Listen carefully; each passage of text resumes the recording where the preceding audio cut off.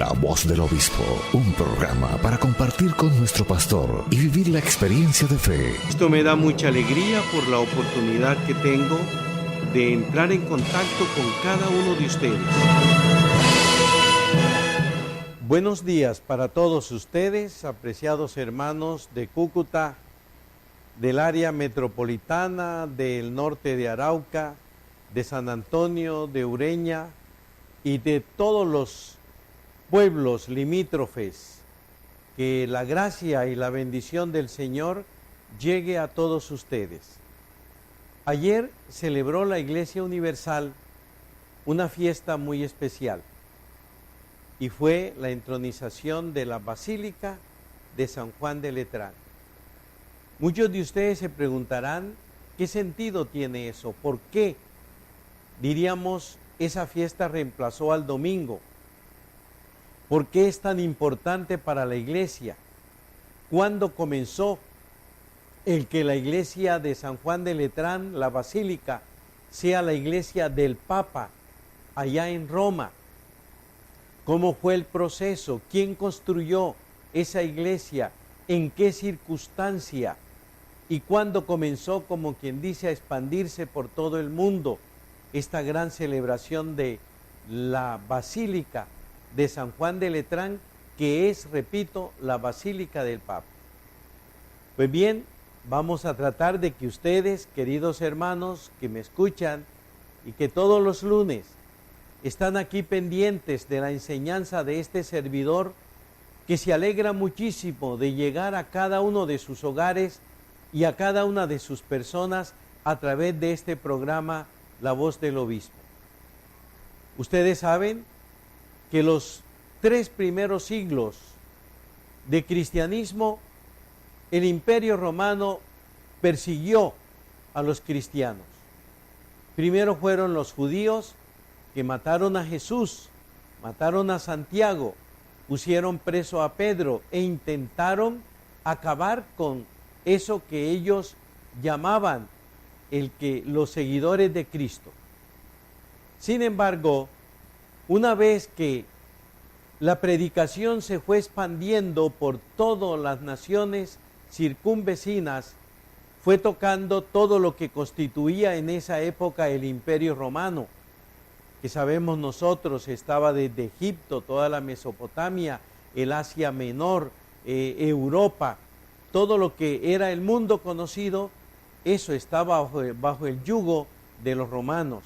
Cristo precisamente es condenado por los romanos, no directamente, pero cuando Pilato se lava las manos, está entregándole a Jesús como reo inocente al pueblo para que lo crucifique.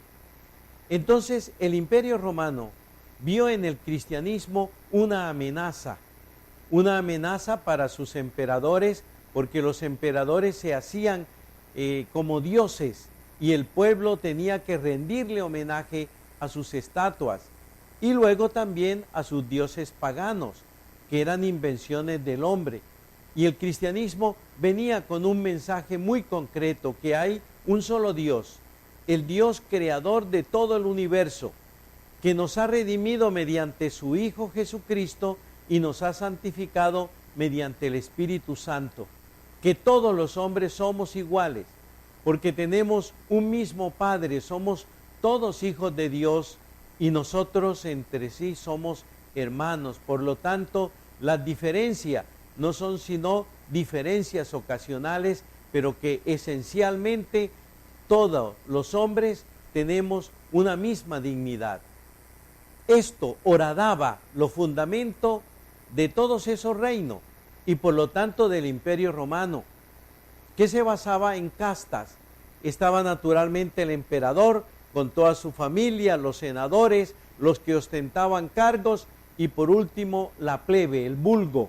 Ellos eran personas que solo, diríamos, vivían para comer, para divertirse y para hacerse miembros del ejército romano y así defender el imperio. Entonces, el cristianismo, su enseñanza de la dignidad de la persona humana creada a imagen de Dios, de la hermandad de todos los seres, de la igualdad de esa dignidad tocaba esencialmente esos fundamentos equivocados en que el hombre no valía por lo que él era, sino por otras circunstancias, o por su dinero, o por su influencia política, o por su poder guerrero. Entonces, el cristianismo se constituyó como una amenaza del imperio. Fue así como los césares romanos, los emperadores romanos, tomaron desde la época, ¿no?, de San Pedro y de San Pablo la decisión de acabar con esa secta que llamaban cristianos. Y así comenzó una persecución total, ¿no? Y los cristianos tenían que esconderse, no había templos, la sociedad era pagana, creía en otras dioses, en una infinidad de dioses que los hombres se inventaban de acuerdo a la circunstancia y de acuerdo a los poderes de montañas y de selvas y de animales. Entonces comenzaron a perseguir a todos los cristianos, de tal manera que ser cristiano era un delito, ¿no? Era un delito contra el Estado. Y por lo tanto la persona solo tenía dos alternativas: o adjurar de su fe y decir yo reniego de Jesucristo, yo reniego de mi fe, o ser llevado al circo, o ser ejecutado, o ser echado a los leones. Dos alternativas: o le cortaban la cabeza si era ciudadano romano. No había más alternativa: o adjurar de su fe, adjurar, renegar de Cristo, o morir. Esa era. Entonces, por esa razón, no había, los cristianos se escondían, y los papas celebraban la Eucaristía en lo que hoy se llaman las catacumbas, que son como unos socavones, así como ahora cuando se explota el carbón quedan unos socavones, así como la Catedral de Sal de Zipaquirá es fruto de la explotación de la sal que hay allí, así había unos socavones que llamaban catacumbas, y allí era donde se reunían los cristianos, o en las casas de los cristianos. Hasta que llegó el siglo IV, y en el año 340 el emperador Constantino se hizo dueño tanto del imperio de Occidente como del imperio de Oriente. Occidente, todo lo que es Italia, Suiza, Francia, Alemania, España, toda esta parte occidental. Y el imperio de Oriente, la Mesopotamia, Siria, todos esos países estuvieron unidos en un solo imperio, y eso lo consiguió el emperador Constantino. La madre del emperador Constantino es Santa Elena, se llamaba Elena. Y al igual que Santa Mónica, la madre de San Agustín, logró la conversión de Constantino. Por lo tanto, este hombre en ese año 312 proclamó lo que se llama el Edicto de Milán, donde se decía que ser cristiano ya no era un delito, no, que los cristianos podían libremente ejercer su credo, ejercer su fe y celebrar también sus sacramentos públicamente, y que ya nadie sería juzgado, ni apresado, ni condenado por ser cristiano. Y Constantino se convirtió al cristianismo, y entonces hizo en el año 340 una gran basílica en Roma, que se llamó la Basílica de San Juan de Letrán. Y esa basílica se destinó para ser la cátedra del sucesor de Pedro, es decir, del Papa. Ya después de más de 300 años, en el año 340 de la era cristiana, de tal manera que allí se instauró la cátedra de San Pedro, la cátedra del Papa.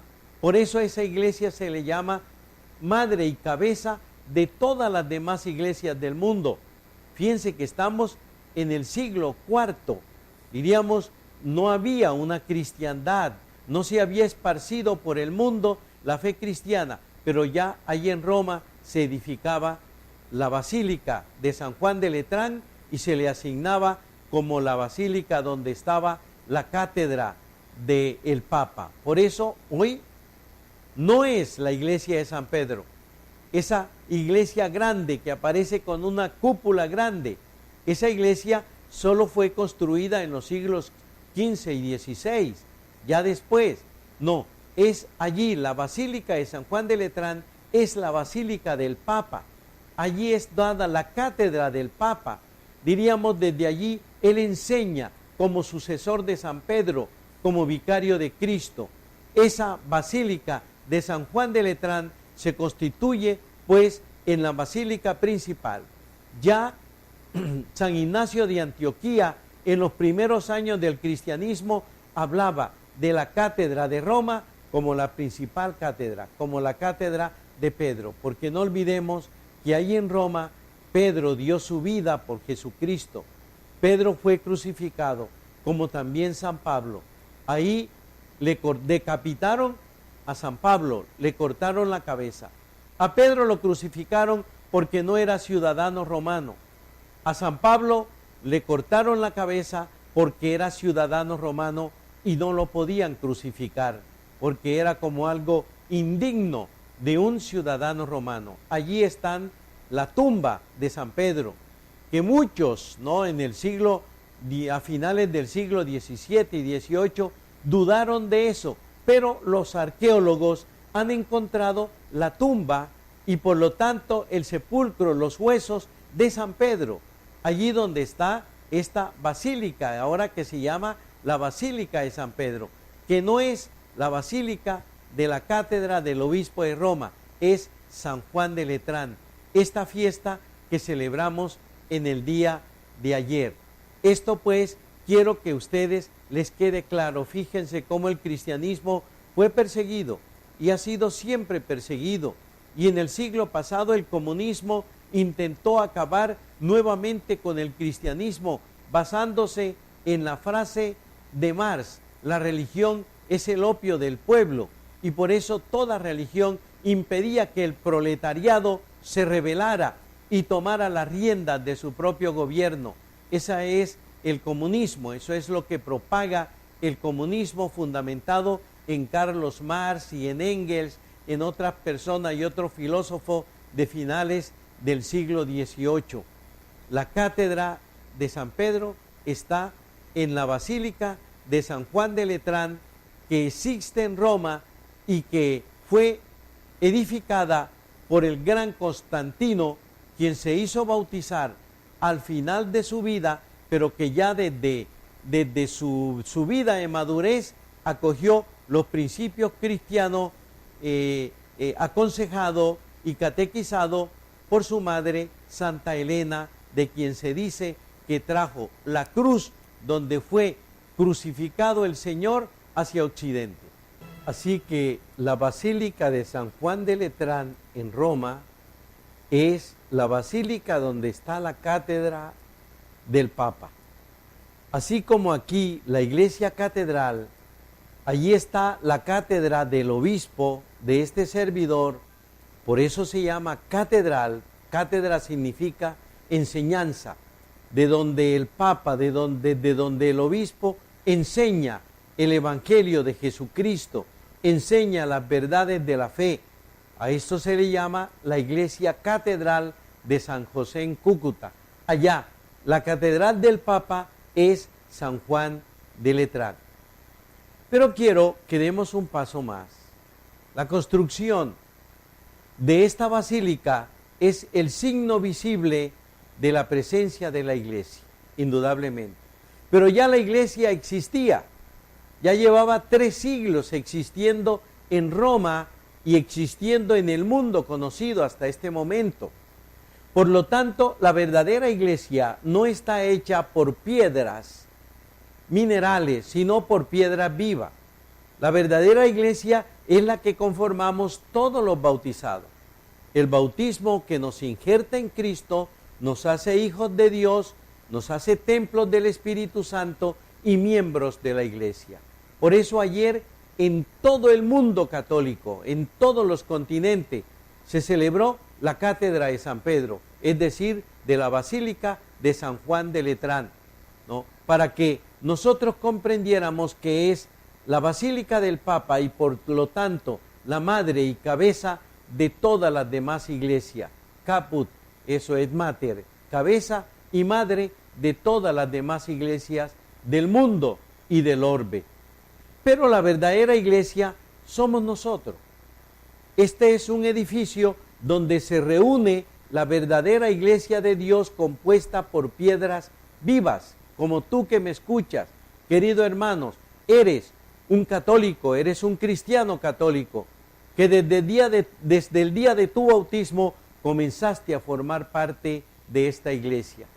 Esta iglesia, como te das cuenta, que no empezó ayer, ni hace 15 años, ni hace 30 años, ni hace un siglo, ni hace 2 o 3 o 4 siglos, no, empezó allá desde que empezó el cristianismo, desde que brotó del costado de Cristo, desde fue constituida visiblemente por los 12 apóstoles que comenzaron a predicar el evangelio por todo el mundo y la gente comenzó a creer. Es tu iglesia, la iglesia de tus antepasados, la iglesia de Jesucristo, la que siempre ha existido.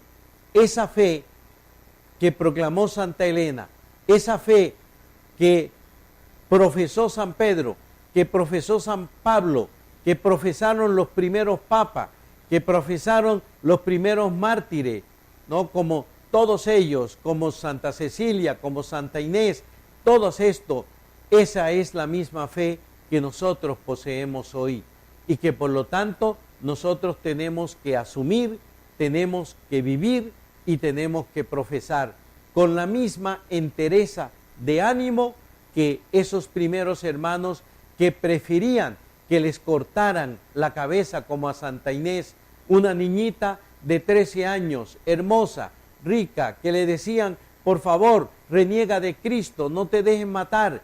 Y ella subió al patíbulo y el verdugo con el hacha temblaba antes de darle el hachazo en su cabeza y cortarle la cabeza. Eso es tener fe. Hoy la persecución es de otra manera. Hoy es una persecución sutil a nivel de ideas, pero también tan perversa como la primera, que busca horadar los principios cristianos, los principios católicos, sobre los diferentes temas, por ejemplo el matrimonio, por ejemplo el aborto, por ejemplo todas esas cosas que el cristiano fundamenta su estilo de vida en el Evangelio de Cristo, porque él es cristiano y porque él forma parte precisamente de esa iglesia de Jesucristo. El cristiano naturalmente se fundamenta en lo que Jesucristo el Señor hizo y dijo para nosotros, porque Él es el verdadero Hijo de Dios y Él es la cabeza de esta iglesia que todos nosotros conformamos. Esto, querido hermano, nos compromete a ti y a mí, nos compromete a todos. Si de verdad nos llamamos cristianos católicos, tenemos que ser consecuentes y vivir de acuerdo a eso que nosotros creemos, porque nosotros somos la verdadera iglesia de Jesucristo, somos la iglesia de Dios y por lo tanto somos familia de Dios y eso indica que debemos vivir de acuerdo a lo que creemos. Por eso en una de las lecturas de ayer, ¿no?, tomada del apóstol San Pablo a los Corintios, el Señor San Pablo nos dice lo siguiente: ¿no saben que son templos de Dios y que el Espíritu de Dios habita en ustedes? Si alguno destruye el templo de Dios, Dios lo destruirá a él, porque el templo de Dios es santo y ese templo son ustedes. Entonces ven por qué nosotros estamos llamados a una vida de santidad. Estamos llamados a erradicar el pecado de nuestra vida. Estamos llamados a apartarnos del mal, apartarnos de la mentira, apartarnos del robo, apartarnos de la droga, apartarnos de la prostitución, apartarnos de todo lo malo y vivir de acuerdo a como el Señor vivió y como Él nos lo pide en el Evangelio, porque somos templos de Dios. Tú, hermano, que me escuchas y me sigues, eres templo de Dios, en ti habita el Espíritu del Señor que hace que tu vida esté llamada a la santidad. Entonces nosotros tenemos que caminar imitando a Cristo hacia una vida santa, hacia una vida correcta. Así nosotros estamos realmente mostrando al mundo que somos consecuentes con lo que creemos. Pero primero, estamos mostrándonos a nosotros mismos que seguir a Cristo, leyendo su palabra, orándole, recibiendo los sacramentos, haciendo buenas obras, esa vida divina en nosotros va creciendo, se va desarrollando y va produciendo frutos de santidad en nuestra vida. No olvidemos que nosotros estamos llamados a ser santos y apóstoles. Santos porque la vida divina la recibimos el día de nuestro bautismo y por lo tanto toda nuestra vida la Iglesia nos va ayudando con los sacramentos, en la primera comunión, la confirmación, el matrimonio, el orden y la unción de los enfermos, y esos sacramentos nos van aumentando la vida divina y nosotros vamos transformándonos. Si éramos soberbios, vamos siendo humildes. Si éramos avaros, vamos siendo nosotros caritativos. Si éramos impuros, vamos siendo castos. Si éramos perezosos, vamos siendo diligentes. Si éramos iracundos, vamos siendo pacientes. Si éramos golosos, que no dominábamos nuestro apetito, vamos siendo continentes. Es decir, se va transformando lo negativo. Si había odio en tu corazón, entonces ahora hay amor. Si había venganza en tu corazón, lo vas transformando por el perdón. Por ejemplo, ahora que estamos nosotros en una negociación y esperando un posconflicto, donde hay tantas personas a quienes la guerra nos ha hecho tanto daño, hay tantas mujeres que vieron asesinados a sus esposos, a sus hijos, hay tantos hijos a quienes les mataron sus padres, es decir, hay tantas heridas, hay tantos desplazados. Nosotros los cristianos católicos estamos llamados a perdonar y estamos llamados a crear una sociedad nueva como el Señor la quiere. Para eso tú y yo tenemos que pedirle al Señor que nos dé la fortaleza, que nos dé la energía para poder vivir como auténticos cristianos. Así, Cúcuta se salvará y será una ciudad donde se respeta la vida, donde se respetan las buenas costumbres y por lo tanto donde hay progreso humano y también progreso económico. Qué bueno que tú y yo, querido hermano que me escuchas, acojamos estas enseñanzas que no son mías. Yo las transmito como obispo de esta diócesis, pero son las enseñanzas de Jesucristo nuestro Señor. La voz del obispo, un programa para compartir con nuestro pastor y vivir la experiencia de fe. Esto me da mucha alegría por la oportunidad que tengo de entrar en contacto con cada uno de ustedes.